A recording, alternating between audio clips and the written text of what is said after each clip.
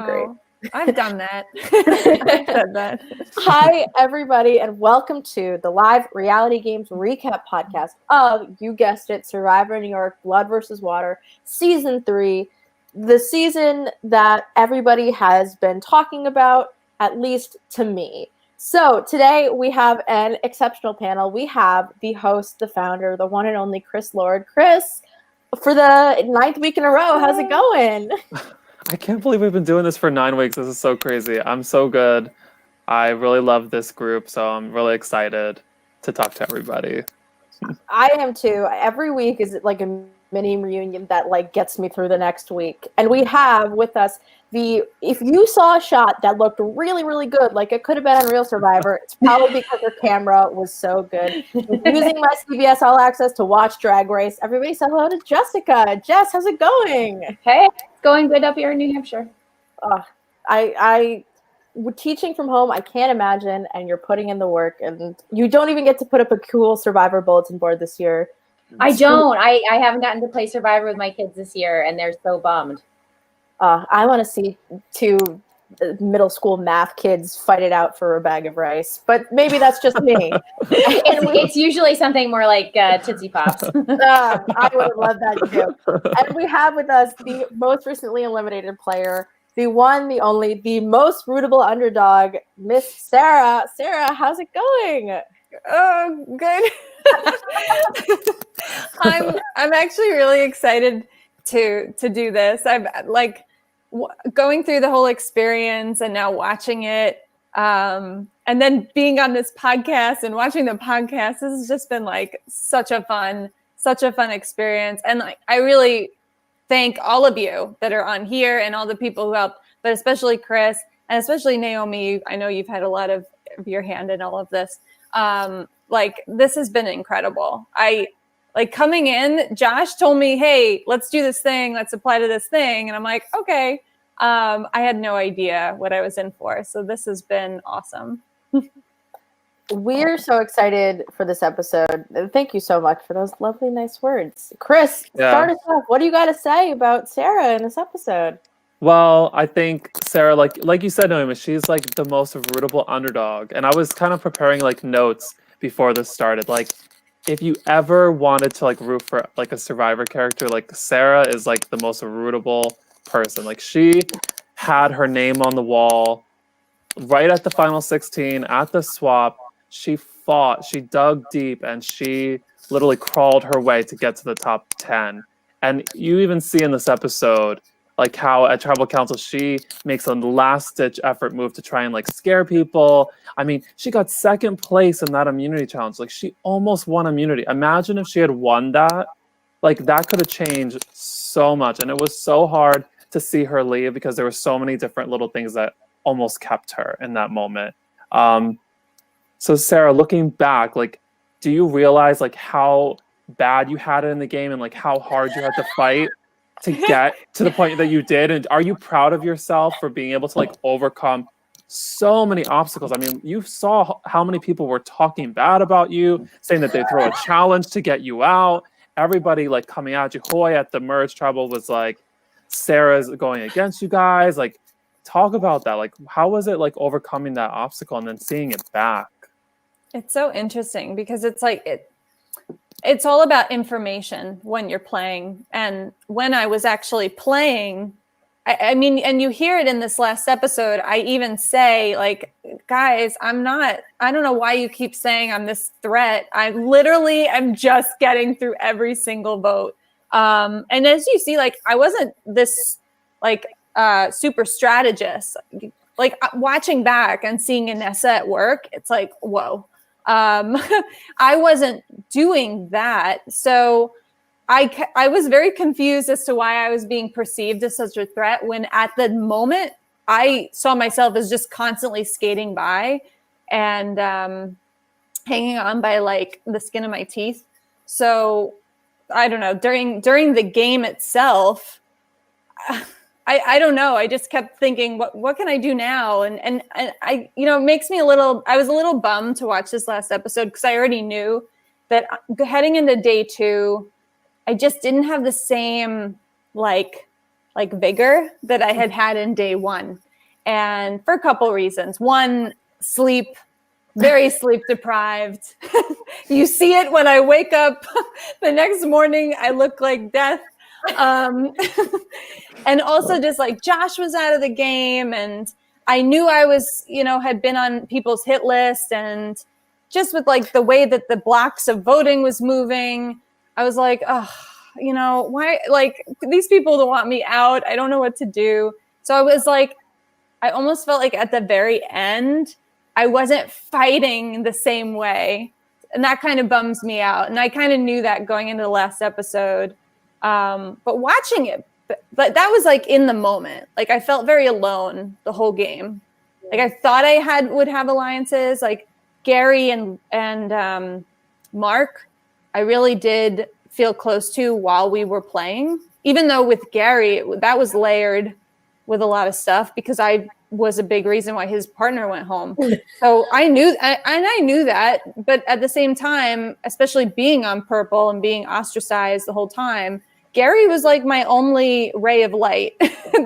And so I was going to just hang on to that because that's what I had. So that was in the game. But then now watching it, I'm like, whoa, like there are so many missed moments that I just didn't see. Like I just didn't have watching it back and seeing the way that like Inessa thinks, Hoy thinks, Louis thinks, Mark thinks, Josh even for that matter, like they're like excellent chess players, but not just with pieces where like, oh, I know I can move this person here and move this person. Like these are pieces that change their mind and you're still playing the game.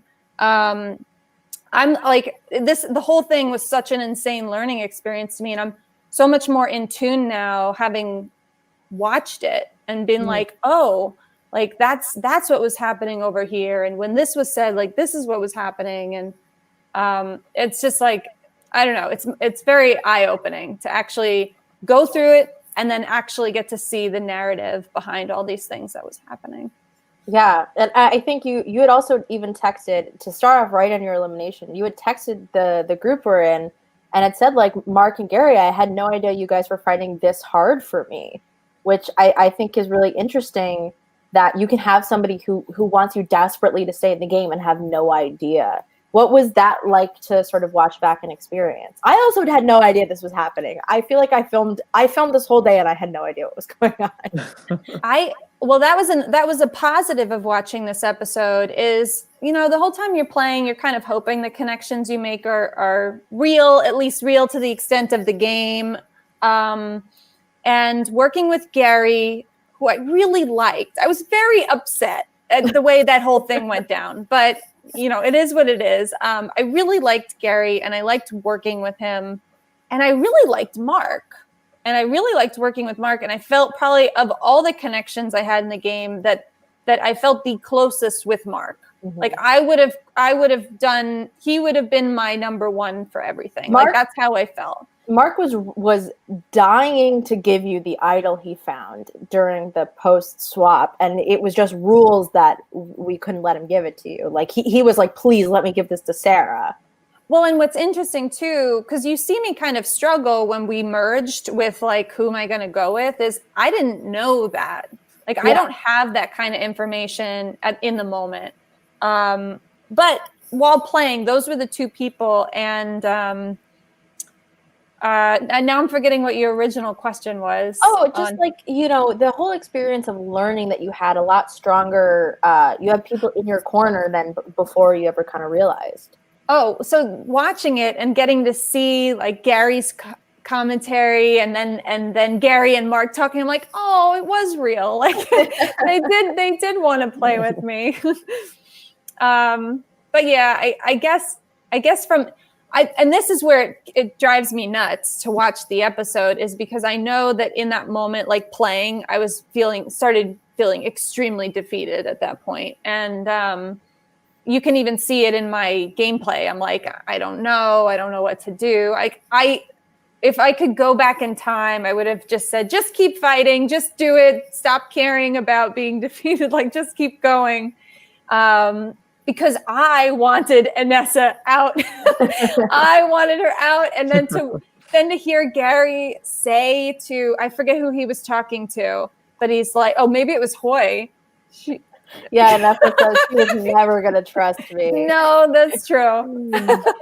But like to hear Gary even make the comment of, we're leaving Anessa out of this vote. Why not vote her out? I wish so much I had been trying to work harder in the end and been more clever. But at this, like, that's easy to say in hindsight. Like now I'm more in tune to certain things than I was when I was actually playing. And Jess, having like lived this, you said you sort of binged everything back. What is your sort of? Are you getting like PTSD flashbacks? Like, what is going through your mind as you're watching everybody vote each other out all over again? I feel a lot of the ways that Sara feels, where because I would end up filming with yellow for a long time, or I would film with purple for a long time, that we would get to a tribal and I'd be like, whoa, I had no idea that was going on. Because I kept traveling back to tribal council, and so things that were happening when we were gone, I knew nothing. And then I would come back and somebody else from production that had stayed in the other location would like catch me up. And I was like, really? Oh, okay. So the same thing Sara is saying, like, oh, I wish I'd known that I might have fought harder. When we're filming and you're interviewing people and you're asking those leading questions and trying to get like responses to things so that you can, put the clips that you're putting together, Chris, are just awesome of, people's little one-on-one, confessionals. And when we're trying to get information from people, there were so many times that I would get information from one, and then I'd have to go and interview 2 or 3 people in a row. And to see somebody like Sara feeling defeated and being like, oh, if I could just tell her what I knew, and to have to sit on the other side of the camera and just be that mask and be like, was so hard. Oh my God. I really think Jessica got even for season 4, Jessica knew, I think, more than anybody knew. And maybe that's the case for season 3, but she really was like the confessional taker in the game. So I definitely knew more in 4 than I did in 3. But it's so interesting to hear you actually like say that to me. But I think that's really cool. But we have just a quick comment from Louis, who says, I really did want to include Sara somehow, but nobody was going for it. And then we never recovered after the Charles vote craziness. And I think, a lot of it is like this talk of the pairs, the loved ones, all working together, and then leaving Sara and Hoy and Gary on the outskirts. But at the same time, the only person without a pair who's really on the outs is you, Sara. Because, guess technically Sam also no longer has a pair because they got rid of Pete. But you were the only person from yellow without a pair. And I think when they kept saying, oh, loved one pairs are going to work together, what they meant was, we're going to vote off Sara, and then we'll see. Right. Well, like at this point, it was still, and watching it back, I'm like, whoa, I cannot believe that this is how people were perceiving me, because it's certainly not how I was perceiving myself during the game. And like even what Hoy says when he's voting me out this last time, I'm like, wow, it's so nice to hear something like that.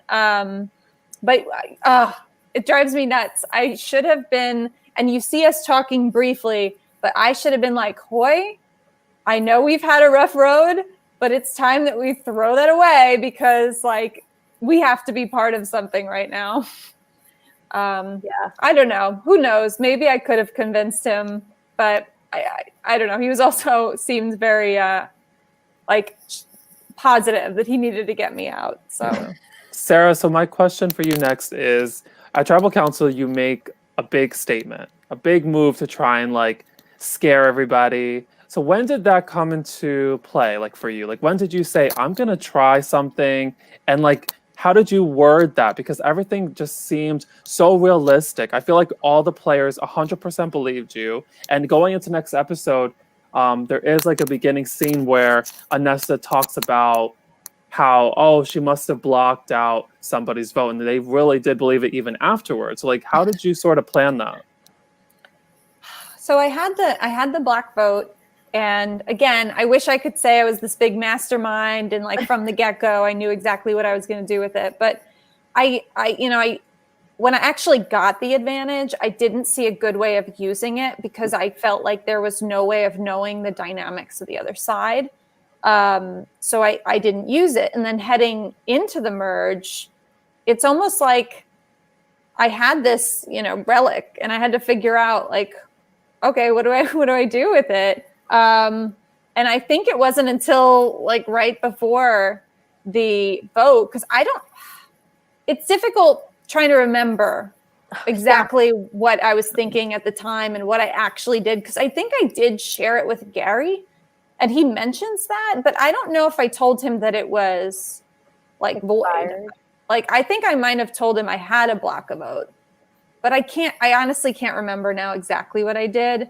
And then heading into it, tribal, and the whole like, oh, I can use this at final 10 or final 5. Like, I think I came up with all of that kind of at the last minute, just as like an effort to, I felt like Mark and Gary were on the fence of like what they might do. Right. And if they thought confidently that I had a blocked vote, maybe they would vote with me. Right. Although let's say they had, it would have ended up being what, 5-5? Yeah. And I don't know what would have happened from there. Then they would have realized I don't have a black vote, and I would have been in big trouble. But I don't know. And I think there was a part of me too that hoped, if let's say they were going to vote with me, maybe there's somebody on the other side that would switch, because they thought, oh, well, obviously I'm about to be on the bot, like, not in the numbers anymore, and let me just go with them. But it did not work. I was lucky it worked for me the first time. It would have been amazing if it worked the second time. I agree. And also, 100%. I loved watching you realize, like, when you were doing the confessional, and you were like, but I still have the paper. And it was like you could almost like see the wheels turning, like, what am I going to do with this? Because I have the paper. And I was like, is she going to write on it? Is she going to try to figure out a way to like reuse this piece of paper? Because I was thinking in my head, I'm pretty sure it's printed on there. It's not like she can like scratch it out. I know. And and I was like, what does she think she's going to do with this to reuse it somehow? And when you said in the thing, oh, well, it's either final 5 or final 10. Like, I started counting thinking, oh my gosh, what if she says final 5 or final 10 and there's like 9 of them? And somebody else like picked up, because all of a sudden I got like anxious for you. Like, it was over. It had already happened. It wouldn't have mattered. But I got like really nervous that there was going to be 9 people sitting on the benches. My favorite thing was that Chris in the comments of the YouTube video said, I still have this ripped piece of paper, which I love. Oh, I didn't see that. Oh, you did. By the way, I still have it. I very distinctly do remember. I do remember this. I think after I did that, I was like, was I not supposed to do that? Like, did I ruin your thing? Honestly, it was the most iconic moment. Like, I have a picture frame that I don't know what to do with, and I'm totally gonna put it in there. And yeah, I even have the bottle that you use. This is your bottle that you held in your confessional. So, yeah. I guess we're gonna have to do Survivor New York Ghost Island. This is what this is all about. Yeah, look, I'm even wearing Sanchea's little necklace. Oh, because I found it with all that stuff. I have other stuff too, but that's so funny. Yeah. By the way, let the record show, I found that bottle. Josh did not give it to me. Oh my God, can you explain? Because I know I hid that bottle over there in the back underneath the bench. Like, what was that moment like finding it? Like, was it like, were you looking for it, or did it just like kind of cross your eye? Like, which advantage is this? Is this the extra vote you're talking about? This is for the extra vote. Yeah. The extra vote. So again, trying to like go back in memory bank, which for me is not good, but I remember, I think, isn't there a bench kind of behind the pool? Like this. Okay. And that's where it was. I think I was looking for things, but not like, I was keeping my eye open. Yeah. The bottle that scared the shit out of me. Sorry, Louie. Louie and Charles just so happened to be standing kind of right where I was. Like, I had found it, and then I ran up, and Louie and Charles were there, and that's why you get that scene. Meanwhile, Louie was trying to get the bottle that he saw on the tray. I didn't know that. But so I remember standing, and there's kind of like a little slope too, like up where your little, right? Don't you have like a little garden and there's a little slope up to like the garden, and then you go down and then there's the pool, and I'm up on that slope. I was looking in the, the garden for stuff, and I look over and I see this little bottle underneath the bench and nobody's around, and I just beeline down the little hill and I go and get the bottle, and I think I quickly open it up, and I see that it's, the extra vote, which I know people knock me for it, but I feel like when I was finding it, it was down to the wire. Like we did not have a lot of time left. I want to say 5-7 minutes left of talking maybe. And I think, if I'm remembering, after I talked to Louis and Charles, I think I got pulled away for a confessional. And I should have had, again, the wherewithal to say, no confessional now. I have to be working. I think it's a confessional I shot, because I think I knew you had it, and I was like, get over here and tell me what you have, because if you get voted out, then the storyline's gone. Like that was my thinking. But it is really funny. But yeah, I just I remembered seeing it. It was this little ray of hope. And then I open it, and in the moment, I thought it was going to be some kind of immunity, or I'm just safe. But meanwhile, I genuinely felt in that moment that not a single person was going to work with me. Mm-hmm. And even Gary alludes to it, that I was giving her a little bit of rope, but meanwhile, I really don't have I don't think I can sway these people. That was the conversation I was having with Gary at the time. I was not in on this conversation that he had with Sam and Charles of hey, we can make a move. So to me, having a extra vote was unless I'm going to be able to get to people and talk about it, not going to be useful. And we're down to the wire, not a lot of time left. So I just very quickly, spur of the moment, ran up. I don't think I showed it because obviously I'd give myself away, but I just made it sound like I just found the immunity idol. And I guess that was effective. Scared the life out of everyone. Hilarious. When did you realize, Sarah, when did you realize that you were going to write Charles' name down? At the voting booth. Because there were a few things skipping stones that led to that. One happened well before we even started talking, maybe pre-challenge. And the other one happened at Tribal. And I was actually very surprised that it wasn't shown in the editing, because everyone started whispering. So we go into Tribal, and we're about to start voting, and then all of a sudden all these whispers start happening. It's whispering to Hoy, whispering to Louis and Nessa. Gary's whispering. Everyone's whispering. But guess who no one is whispering to? Anybody? Both me and Charles. No one is whispering. So at this point, I'm okay, because someone had at some point Sanchea's name had come in, and someone had said vote for her, but it wasn't solid. This was very rocky, and so that name was in my head, and then Charles was in my head purely just thinking logically about if they're going to split votes, who are they going to go to, and then when nobody was whispering to Charles, and Gary, who I hadn't connected with since I had found that advantage, wasn't looking at me, didn't try to turn and give me a look or anything to reassure me at all. So that moment kind of now I was really shifting towards Charles. And then when I got to the voting booth, I was I just feel like this is my best shot. This is what's, I think they're going to toss a few names on him. That's why no one was talking to him. And so that was that.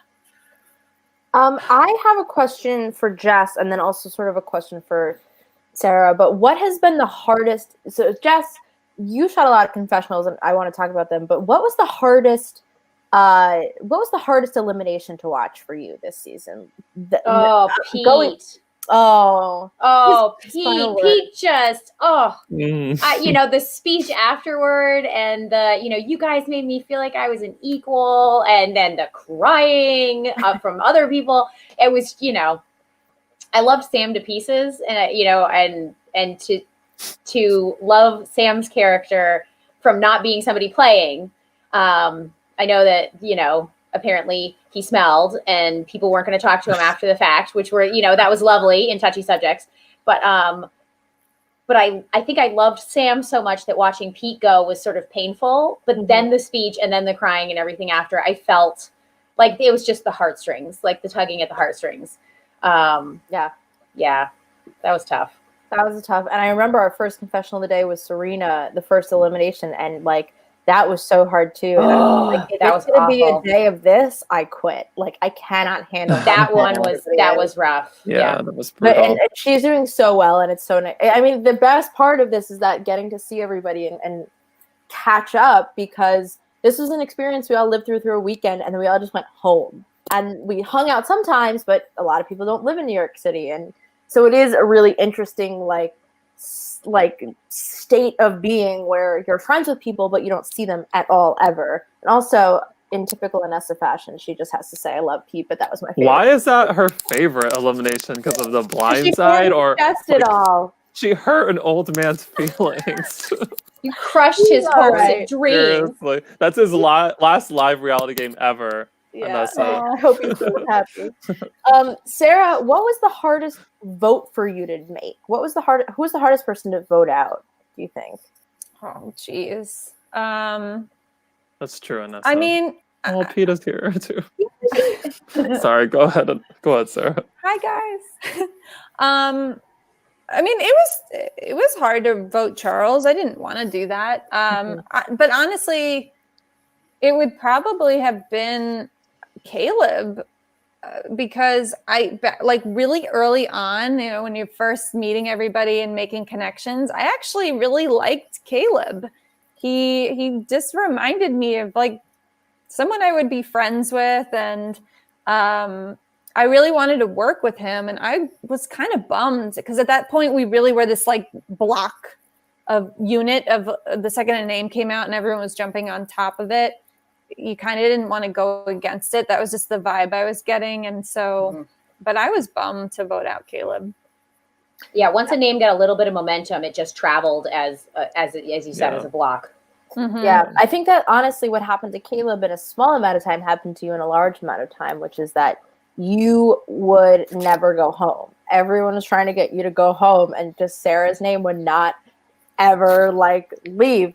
I gotta look at my voting card to see how many votes you actually accumulated over the entire season. But I feel like I actually, for as many times as my name is said, I did not actually get that many votes before I went home. Like before the vote that I actually went home. I think Sarah only got, like, before that tribal council, she got the one vote from Anessa when Charles went home, and then she got 2 votes from Sam and Pete when Pete went home, and then the rest was on her episode. But yeah, you've actually got eight total votes against you in the game. And funny enough, Pete, if you count the votes that were eliminated by the idol, has 9. So Pete technically had more votes overall than you did, and he went home before you. But your name certainly got said more often. Yeah. I think we have to bring this up, guys. Let's talk about the immunity challenge and then the whole Sam and Hoy getting the clue. So I want to hear from Jessica and Sarah, and Naomi after, what did you guys think about the challenge, first of all, and then the opportunity to drop, and then that whole thing? Yeah. Anybody go? Well, I'll go. That was a fun challenge. I feel like that so many of the challenges that you put together, you guys were just so well orchestrated.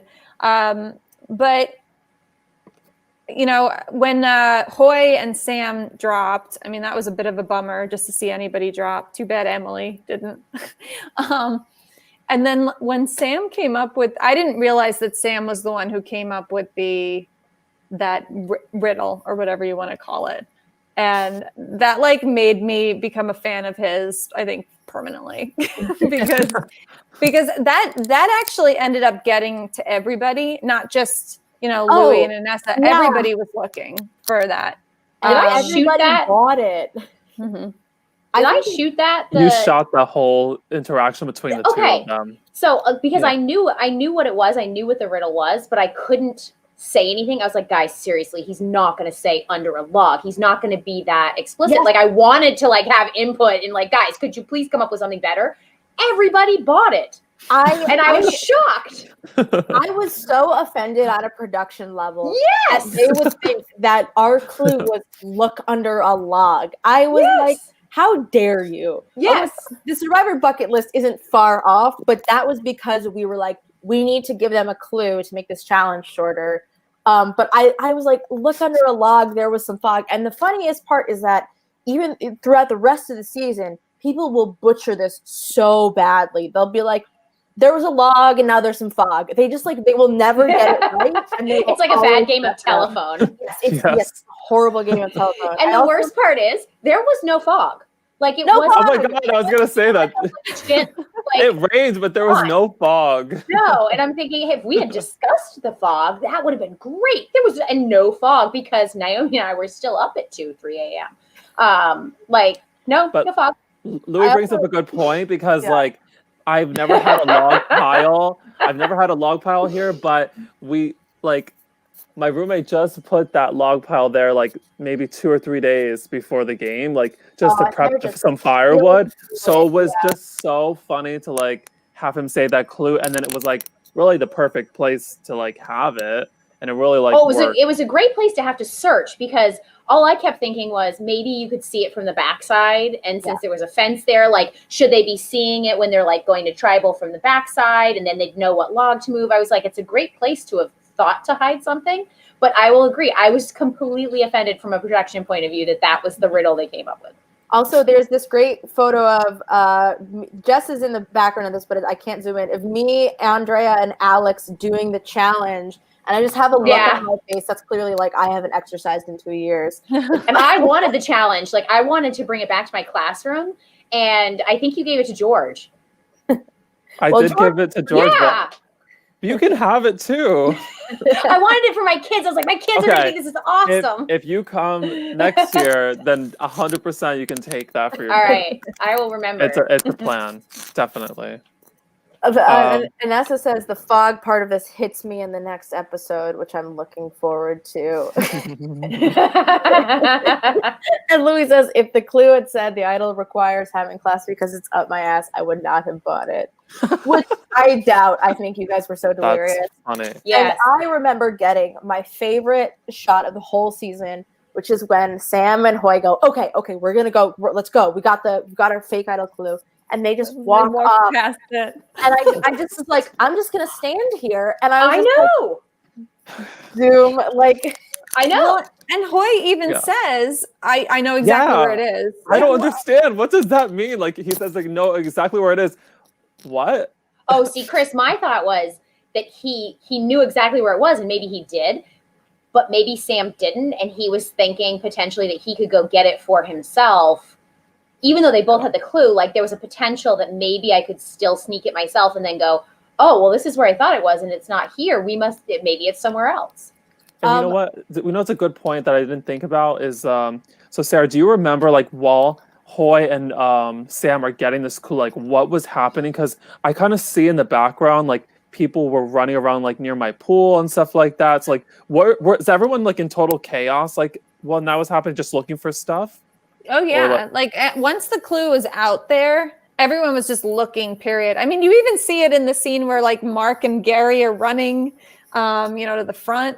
But yeah, that's all everyone was doing. I don't think anyone was talking at that point. Everyone was just looking around. Once you said they were going to get a clue for an idol, it was clear that there was an idol somewhere. And so you actually gave everybody else a head start without a clue. Hilarious. Yes. But so the way that this worked, and my suspicion is I'm pretty sure I had gotten this on camera, but in my transferring the footage, I had lost it.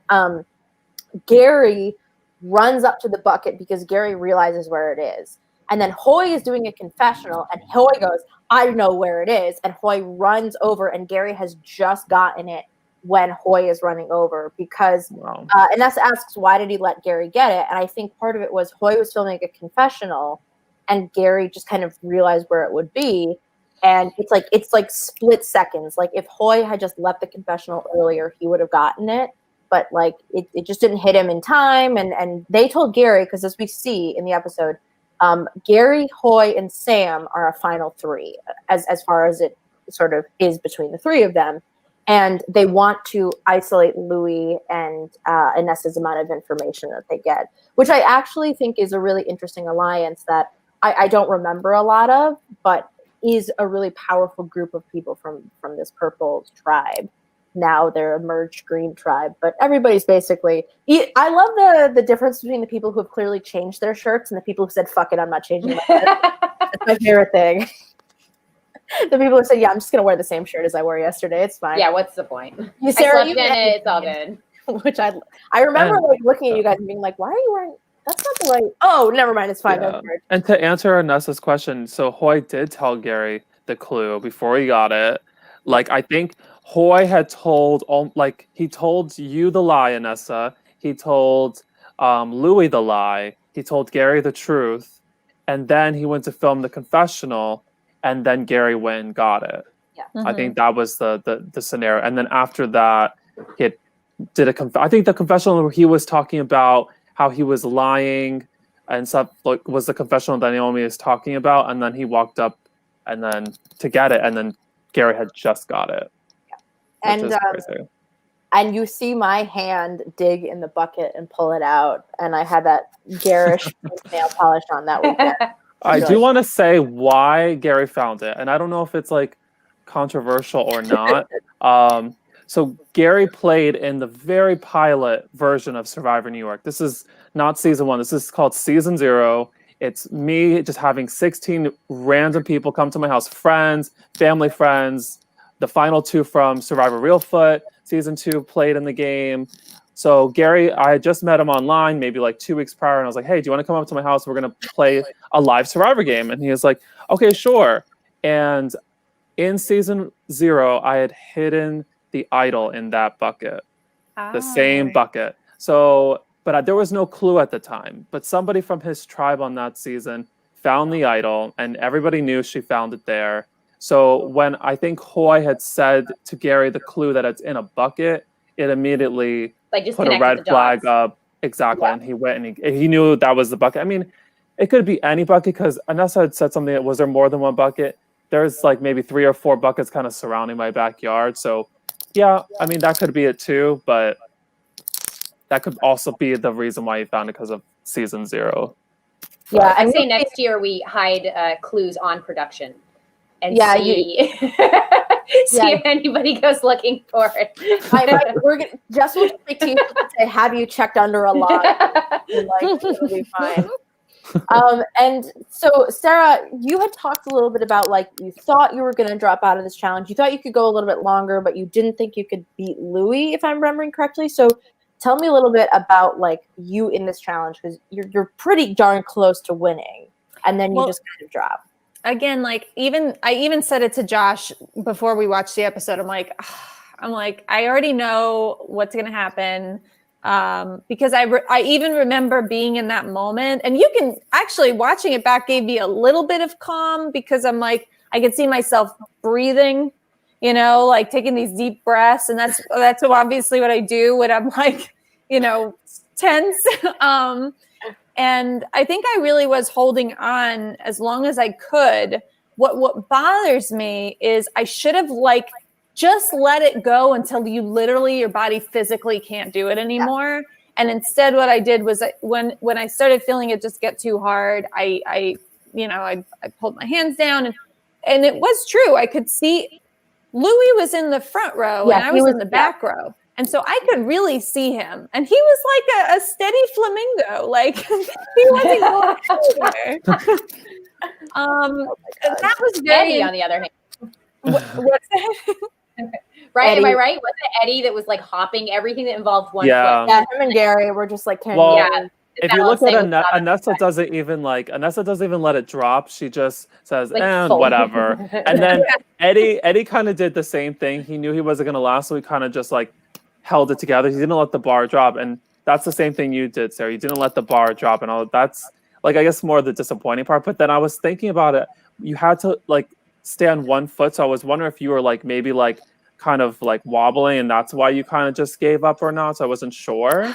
And this is the part where I'm like, I don't want to watch this last episode because I just remember my state of mind at the very, very, very end, and it just bothers me so much that I know I could have held on longer, or just like even if it was an extra 5 or 10 seconds, and just let it fall on its own, like let it forced fall, or you lose your posture, or whatever it is.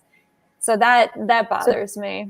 Pull and Emily is what you're saying. Just have it slip out like every second.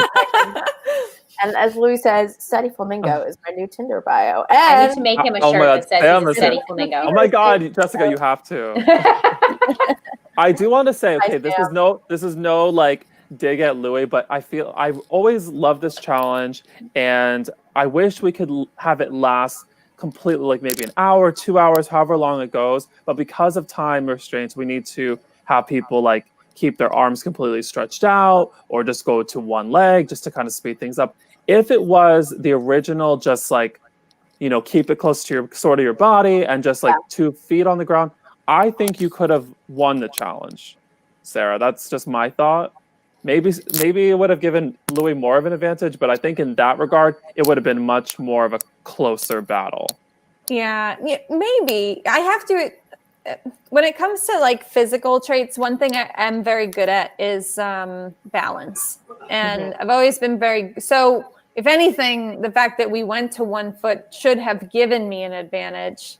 Well, I mean, go back and look at the challenge after the merge in the tent. Mm-hmm. I mean, that was balance on balance. Mm-hmm. I think for that, you know, it was upper body that was getting me, and just like having to have the arms held out. And if only, you know, it's funny because you can see in the video that Louis actually was struggling a bit too, but from my viewpoint, he wasn't. Oh, Steady no. Flamingo is never going to admit to that. I guess I need to plug in my. I guess I didn't plug in my laptop. Okay. I got a low battery alert. Okay. All right, we're good. Anessa brings up a good question. Yeah. And I really have no clue, and I'm very curious. Like, if Sara wins, what happens? And my initial thought was, well, you know, maybe the vote goes on to maybe like an ally of Sarah's, but who really is Sara's allies at this point? You know, is it Gary? Is it Mark? Is it Emily? Is it Susan? I feel like Susan would be like an obvious vote, just a very easy, clean vote. We'll get her. Battery died. We'll hypothesize. She'll come back. But okay. I think the big thing is, Anessa says Emily. I think Emily's an option. I think there's a chance that Hoy. I was thinking Hoy too. Becomes the target because now's the time.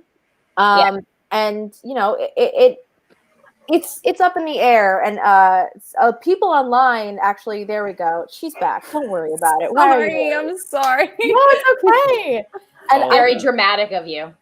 Yeah, I think Hoy was definitely in the top in black, and people actually on Instagram predicted that Hoy will be going home next, which I think is very interesting considering.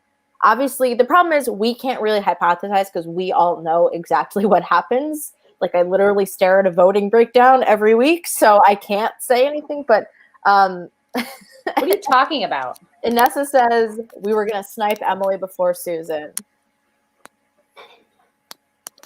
Stay you, Anessa. All right, I have another question for Sara. So the preview for next week shows the immunity challenge, and I think I'm not sure if you were able to watch this immunity challenge. So the challenge is basically they have to run over to a table, memorize 16 numbers in a sort of order, and then go back and put it down. Is that some sort of challenge that you think you would have been good at if you had stayed, like memorization plus running? You know, it's tough to say. I think I surprise myself in things. Like I'll go in thinking, I don't know how I'm going to do at this, and then I'm like, do really well. I think I am fairly good at short term memorization, and I am a runner, so I would think I would do fairly well. But it's easy to say that now when you're not in the pressure of the moment and you're not exhausted. Exactly. Yeah. True. I think you would have done, because you are a runner, and I think that the running part, at least, I think the running part, we'll see it in this next challenge, cripples some people to an extent where they can't even get the puzzle done because they just can't beat people quick enough.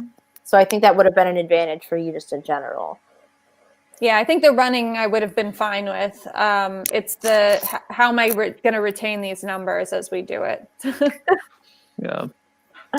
So let's talk about the early part of the game. Yeah.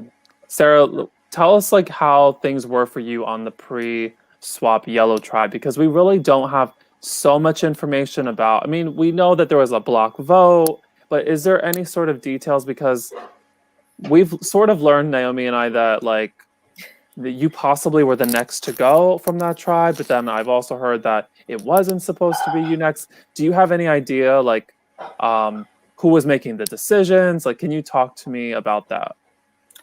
You said on the pre-swap? Like the pre-swap, just yellow, like you, Caleb, Serena, like, can you talk about who was making decisions? Like, who were your core people? If you guys had not swapped, would you have been next, or who could it have been? So my perception of pre-swap is that it was these sort of block voting happening. I didn't hear a lot of game, not the same way that sort of once I was on purple, it was very clear purple had a lot of stuff going on. Whereas for me on yellow, I felt like generally we were kind of keeping this solid block and then would sort of pick someone off here and pick someone off there. And within that block, I was hearing Pete a lot. And I felt like, oh my gosh, Katie was like emerging as a very strong voice, you know, and again, watching it back, I'm like, oh, so fun to watch. I feel like Mark, my perception of Mark in the beginning was like, oh, this is a very attractive guy on my team, but he's very quiet, and you know. But meanwhile, he was probably one of the best strategists on yellow, but he doesn't let that on in the beginning at all.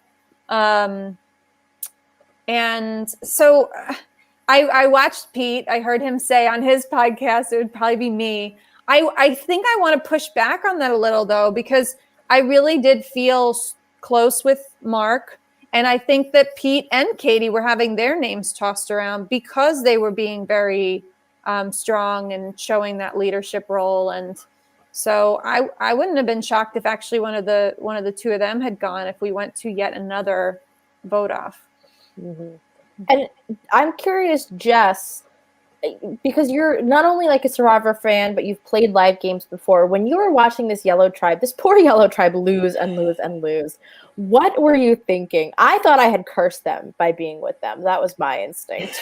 You know, it's painful, and you start worrying, like, when you think about from a production angle and how much goes into planning these things, you know, if you get to a point where one tribe gets too small, stuff on the planning end starts to fall through where you're like, oh, can we even pull off that challenge if one tribe is so disproportionate compared to the other tribe? So I think more that kind of panic comes in, because I'm all logic, I'm all numbers and game, and, you know, thinking about two challenges from now, and if we have to, like, okay, well, if yellow goes back again, how do we adjust something? How do we change something? So a lot of the personal aspect of it, like, I would glaze over on, you know, oh, this person might go home, that person might go home. Oh, that's a bummer. Oh, I really like that person. Because in the beginning, you're freaking out about whether or not you can pull off things if the numbers don't stay kind of balanced. So I think it's just such a different perspective when you're working on a game. And, you know, when I played, I had way too narrow of a focus. I was worried about the tribe that I was in, and I wasn't thinking big picture enough about, you know, if other people knew each other, and I was so excited to watch this cast, which wasn't a setup of a whole bunch of people that all knew each other from other seasons or other games, because it was so refreshing to see people get to play authentically and not have to worry about extra variables. Does that make sense? Absolutely. Yes. Okay. And, like, again, that's such a testament to Dan and to what Dan has done, because obviously it's really hard to get 20 strangers, but to get 10 strangers, not that hard. 10 pairs of strangers, not that hard. But it's such it's a little difficult, but it really just takes the hard work. It is easy to just cast live reality game icons over and over again. And instead, Dan chose to put in the hard work, which I agree has allowed everybody to flourish, because I played a couple quarantine orgs, and then I won and I retired. But I played one where everybody Just slide that in there. Yeah, and I play one where, like, when people know each other, you're playing and you're like, well, I want to work with them, but my past experiences lead me to not trust them. Do I trust them? And you can't make a move against them, but you can't make a move with them, and you're just too scared, and it hinders your ability to play. Yeah, and that's I think, and that's something that's really hard to understand until you've been in it for a little while. And I hadn't at the time. I hadn't been in the Survivor world enough to realize how frustrating the season that I had played was, and to watch these guys get to play it so authentically. Back now that I'm watching it after some time has gone by, they have no idea how lucky they were to get the season that they got and to get the authentic gameplay that they got. I don't know. It's something you can't appreciate until you've been in it for a little while, and then you look back and you go, wow, that was a great cast, because they got to play so authentically. Absolutely. I agree. And like, I feel like this cast is a lot of people that, like, not saying that they wouldn't play again, but like a lot of like one of a time, like authentic, real people getting the opportunity to play. And they were never really meant to be like a reality TV star or play Survivor or anything like that. And I think that's what makes this cast so great. And I mean, come on, Emily's mom. Like, yeah. I mean, does it get more authentic than that? That's like No. the true meaning of like diamond in the rough, like underdog. And I think a little bit of that is you too, Sarah, because I don't think that this is something you would have just done on your own, or maybe, yeah, right? Like Josh convinced you. Can you talk about that a little bit too? Josh really, like, I like Survivor, and I've seen many, many, many seasons, and I'm a fan. Yeah. But I am not a super fan. Like, if you ask me, what player do you remind yourself of? Like, I know maybe like a handful of names that I could call upon. And I remember Dan even asked me in the interview, like, who would you think you're most like? And the only reason I actually said Poverty is because really that's one of the only names I could think of. And so I'm like, well, she's a girl, and okay, let's go with this. But the sort of brain thinking of like, she's a brunette, I'm a brunette, let's go. It was quite the list. She was checking all the boxes. Yeah. But Josh is the super fan. Yeah. Josh can think in the way that, like, some of these people now that I played with, just seeing how their brain works, how they think about this, how they're seeing, the playing field. I'm like, whoa, I watched the show, but I don't think like that when I'm watching the show. I'm just sort of along for the ride and enjoying it. So Josh originally was supposed to do this with his actual sister, and it just so happened that she couldn't do it. So that's when he said, hey, do you want to do this with me? Let's apply together. And so I did. And I'm really, really glad I did, because to your point, Jessica, like, even though I haven't done a lot of stuff like this at all, I'm not in this community at all until now, I recognized how cool this group of people was. It was so diverse. I loved how diverse it was in so many different ways. It was diverse in age. It was diverse in background, like where people were from, like different states. I mean, we were all across the map on the diversity. And I thought that made it really dynamic and interesting. And it was fun to play with a group of people like that, because I don't think it would have been the same playing with, I'm going to keep using her name, but a group of Vanessas, that everyone is going at that level. But I mean, like, you need like some dimension. Yeah. You need some people who like for instance, Katie. Yeah. I think Katie was emerging as a really strong player, yet she has never done anything like this, you know? Yeah. And so I think Definitely. it was interesting to just have such a mix in there. And Your comment just made me think of like, would you rather fight like 10 duck-sized Inesses or one Inessa-sized duck? And I don't know which I would. I could have taken an Inessa-sized duck. But and I was wondering, Sara, did like Josh prep you for the game? This part of the game was a blur, but I remember I kind of tried to talk to everybody. So what I would do is I would make the pairs come into Chris's room and pack their bags for the game. And while they were packing, I would be like, so what's the tea? What's going on? And I can't remember everything. The only thing I really remember was Kayla being like, Mom, I made a bad joke. And oh no. But did Josh like prepare you for this at all? Did you guys have strategies going into the game at all? I'm trying to remember. I know we were talking about it in the car up there. And I know I feel like if I say anything, it's kind of like I barely remember it. So that makes me want to say like, we probably didn't have this super solid plan heading in, like, hey, you know, if this happens, do this. If this happens, do this. Right. I think I kind of knew, and I'm not going to lie, like growing up, Josh and I are just very competitive people.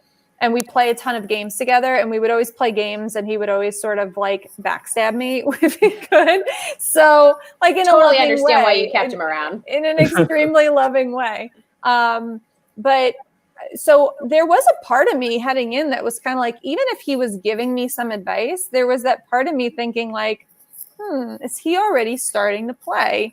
And like just knowing Josh. And, you know, like solidifying me in his back pocket for the rest of the game. And I don't know, we used to play Weakest Link, you know, that game, Weakest Link on the computer. Yeah. And like, we'd have like we'd be playing with other people, we'd have an alliance. And then he'd be like, Sara.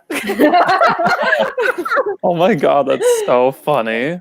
So there was like this part of me that almost wanted a little bit of redemption. Right. And it's funny because you talked about that in the merge episode with Sam. You're like, I know Josh, and you were just like, it was just that whole talk with Sam was one of my favorite conversations of the whole season. Just like you guys, and I felt like maybe you were a little bit lying to Sam because you're like, I'm with you guys the whole way. If Josh is gone, you got me. I have no other choice. And I thought that conversation was great, also because Sam kind of was trying to talk over you. But I don't know if you noticed it, but you never let him talk over you one time. And you got your point across every single moment that you had the chance to. And I thought that was really cool. Yeah. Well, thank you. And actually in that, I had forgotten about that whole moment. And, you know, Sam was actually another contributing factor to me voting Charles in the Charles vote. And that's a whole separate sort of storyline. But I did not trust Sam in the game. Like I got a weird vibe from him right from the beginning.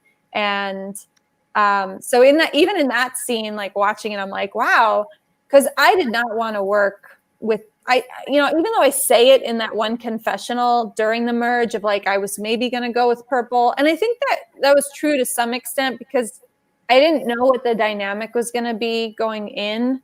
So I kind of did want to leave my options open. So everything I was saying in that moment, it like was part true, but also like, I'm ready to drop this, you know, the moment I can connect with yellow and see if there's actually still something happening there. But I felt like I was connecting with Sam because Sam had a similar dynamic with Pete. So it was easy to have a conversation like that with Sam in the moment.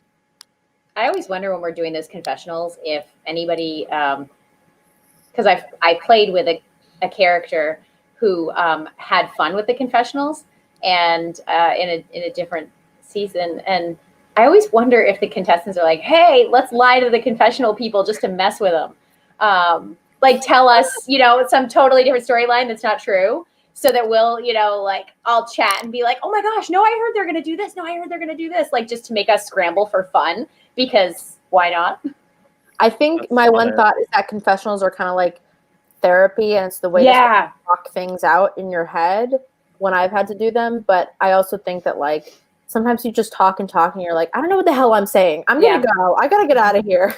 And there's a lot of confessionals like that. A lot. It's like I can't. Like there's like 2 minutes of conversation, and like I can't even use 2 seconds. It's like crazy. There's a lot of them.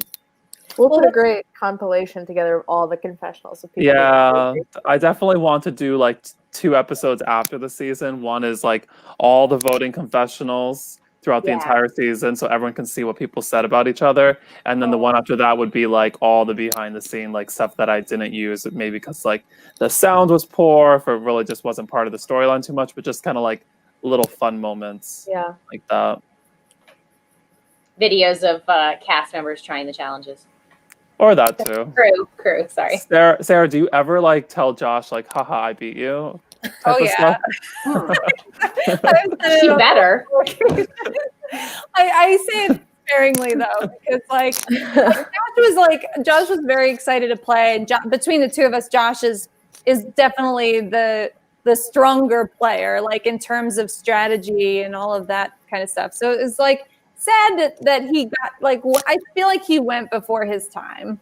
Right. You know, just because of what happened, but yeah, I definitely have said that. So we're at about an hour, which it has been so much fun. First of all, Jess, I had a quick question, which is your son Colin watching Survivor New York with you, or he hasn't because I have to watch the language. Yeah, you have to make sure. Chris will start bleeping things. Okay. Well, I mean, I'll show him some of the challenges and stuff. Yeah, I want Colin's take on this whole season when he watches. Yeah, I want to know who he's like rooting for. He is always his favorite characters whenever he watches something is always the sidekick. So whoever you would cast as the sidekick, like when you're watching it and you're like, oh, that's kind of like the support person. That's who his favorite person is going to be, hands down, every time. I love it. Yeah. I mean, I don't even know who the sidekick is in this season because I like know them so well, but I'm curious for whatever Colin. Someone's going to be determined the sidekick, and I hope you don't take it personal. Maybe it's Eddie. Eddie is like Anessa's sidekick. It's probably Eddie. Trying to think. Like, I'm just trying to think of like the challenges and who would have been like if there was ever somebody that always gave like, you know, comic commentary, you know, during the challenges. If there was a person trying to you know, throw other people off, that would be his. Somehow, Colin's favorite character is going to be Alex, and it's going to be like, he wasn't even playing this season. I don't understand it. I guess. Oh my God. And so, Sarah, I think a big question we have is like, would you ever play Survivor New York again? Would you ever play one of these games again? Is that something you've thought about since playing? Yeah, it's funny because like, again, like heading into this, I didn't really have any expectations, and I genuinely did think I could go home first. So the fact that I had all the twists and turns and the adventures and won an immunity challenge, and like I did all these things that it was very unexpected. There's a part of me that almost wants to just preserve that in my little jar, in my little bottle. But at the same time, now I'm so much more in tune to things that I wasn't when playing, that it does make me want to like give it another go. So I think I would do it. And maybe also entering into a game not with a friend, where it's just you and you don't have to be thinking about someone else, whether they're still in the game or out. And, you know, I think that also can remove a certain layer. So I think it would be interesting to do it again. Mm-hmm. Yes. Chris, we basically have an open invitation to literally anyone who's ever played Survivor New York to play again. But especially this season, I think we're missing everybody and not getting to see everyone. It's like, if you want to come by. I think, Sarah, you were actually like near me not too long ago because you went to like Minnewaska State Park, and I was like, I was just over there like 2 weeks ago. So I was like, oh my God, Sarah was just here. That's so cool. I was, and actually, as we were driving up, I was like, we're right where I filmed the Survivor thing. I used to go to college near Minnewaska. New Paltz isn't too far from that whole thing. That's really close. Yeah, because did you go to New Paltz? Yeah, I went to SUNY New Paltz. Oh, I didn't know that. Oh my God, that's so funny. I went to New York City. That's so cool. Sarah, one of my favorite memories is that you guys drove me back home and I was like conked out of my mind. I was so tired, and like I really think I would have fallen asleep on Metro North if you guys hadn't drove me home. So I thank you guys very much for that. To this day. Well, you're right. It was fun. It was fun to drive because, like, there's so much to talk about. Like, when you're done with this, like, Josh and I still talk about it. If we get into a conversation, like, via text, I still talk with a few of the people, Gary, Mark, Louis. Like, we still talk about it. So having you in the car added just another, like, voice to talk about everything that just happened. It was crazy. It's a lot to decompress. Yes. Afterward. And I drove home 4 hours by myself and had no one to talk to when I got home because, you know what I mean? No, it was just like Jessica is the biggest trooper. And then you went to work the next day. Like, I'm so in awe of that. Like, after such a crazy weekend, you drove home and then you went to work the next day. That's my kids like were like, okay? MVP. Yeah, That's why I need to get my boyfriend in on this because I come home and I'm like, this is this person from Survivor New York. Yeah. And it's like all over. Nothing absorbed.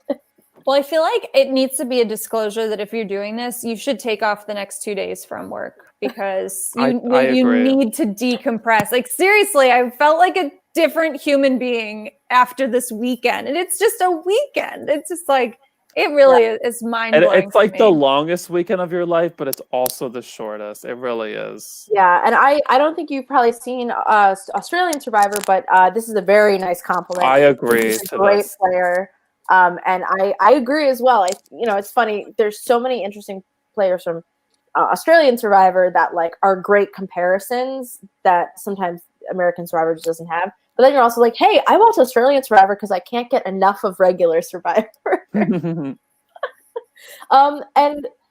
the other thing I was going to ask it's hard to talk about, so we're going to be very vague. But Sara, what are you looking for in a Survivor winner from this season? Because right now we still have left, we have Inessa and Eddie, we have Louis and Mark, we have Susan and Emily, we have Hoy, Gary, and Sam. That's 9. Who are you looking like?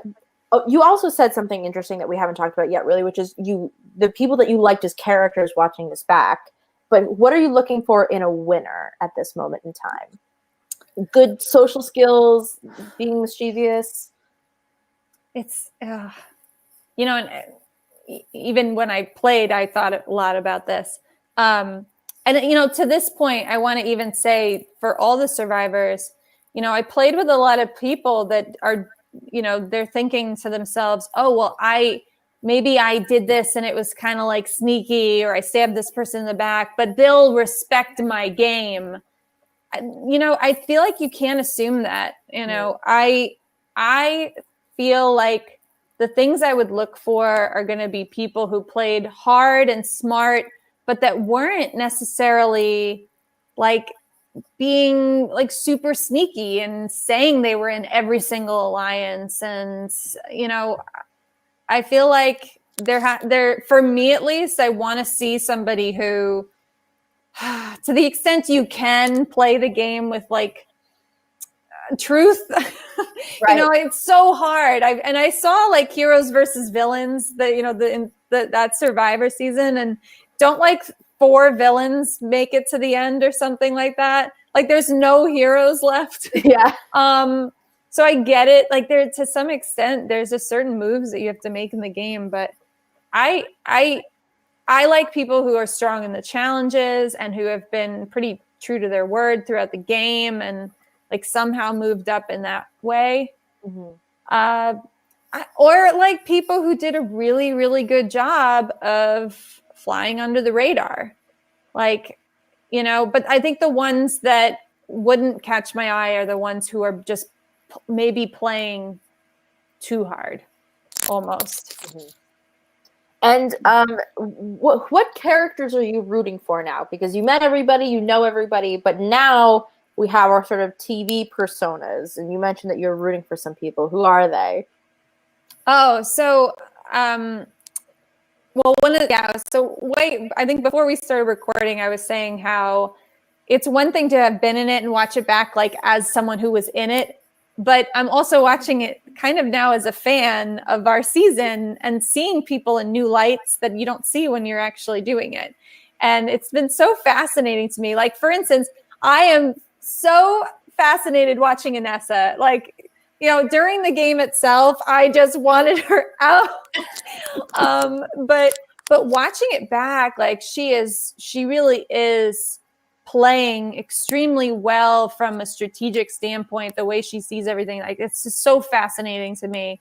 And Sam, oh my God, watching him come up with the clue, and just like, I feel like Sam just wears his heart on his sleeve, and he's very raw sort of, but at the same time, like I think Sam is actually playing very hard. Yeah. I feel like when I was playing, I just didn't see it that way. And watching it back, he's been somebody that I like watching him play, even though in the game I was like, I don't trust this person at all. But yeah, like, and also watching the dynamic between Mark and Louis has been extremely interesting to me.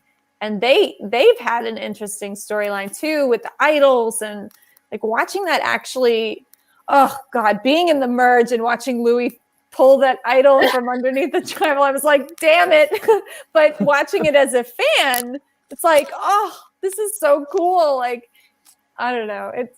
This is like, I really mean it sincerely. I haven't done anything like this. It's been so fun from so many different angles.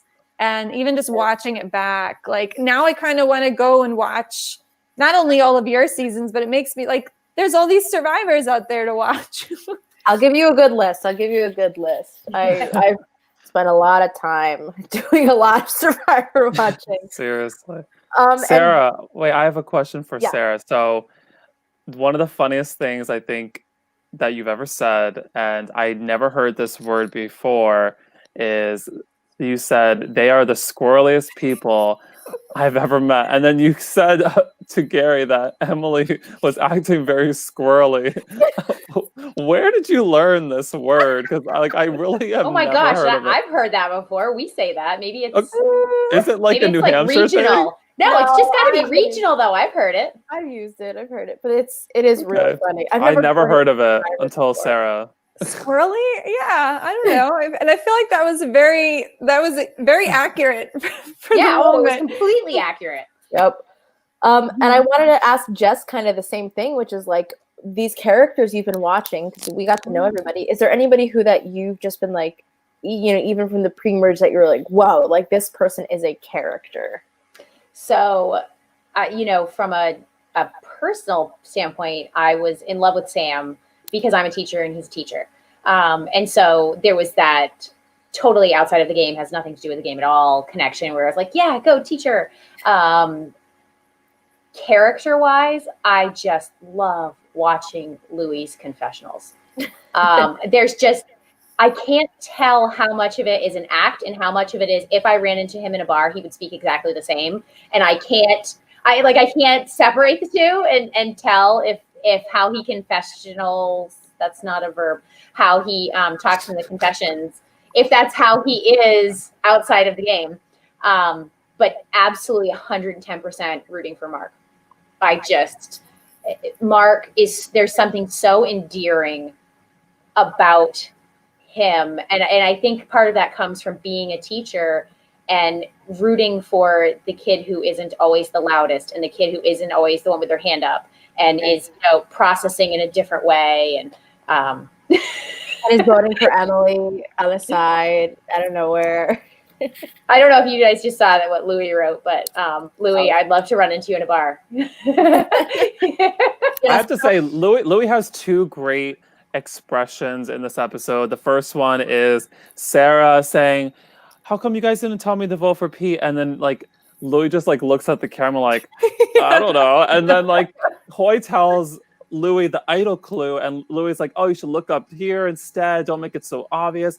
And he gives like the camera like a big like wide open eye look. And I just thought that was so funny. I have no idea why, but it was just great. I need more Louis in my life. This is my favorite like shot that I think Jess took. And look at how tough these guys look. Oh my gosh, It intense. is so funny. I know. I'm reflecting. I think Hoy is my favorite character just because Hoy is so like out of control in his thinking because he's like a runaway train. He's Yeah. I do this and I do this. And I loved so much the moment where he's like, Sam, stop. We got to come up with a clue.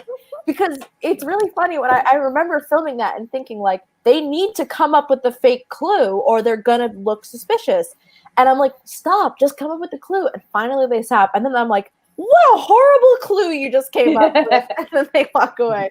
But that photo was so funny. I wanted that to be the thumbnail cut just because like they look so tough. And you're like, when did Backyard Survivor get this intense? So that was my favorite.